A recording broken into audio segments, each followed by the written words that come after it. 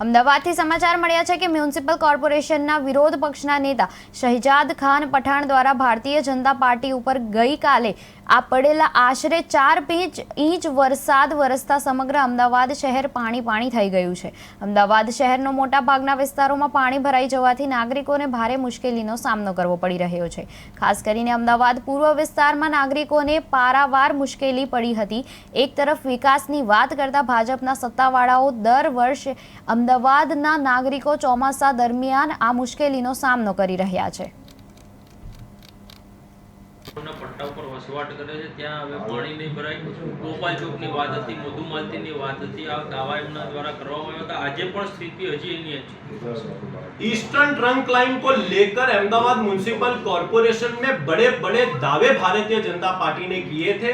यहाँ तक के भारतीय जनता पार्टी के सत्ताधीशों ने भी ये कहा था कि ईस्टर्न ट्रंक लाइन डालने से अहमदाबाद शहर के पूर्व विस्तारों में बरसाती पानी के निकाल का बहुत बड़ा सॉल्यूशन लाया जाएगा। लेकिन एक हफ्ते पहले उसका उद्घाटन तो हो जाता है।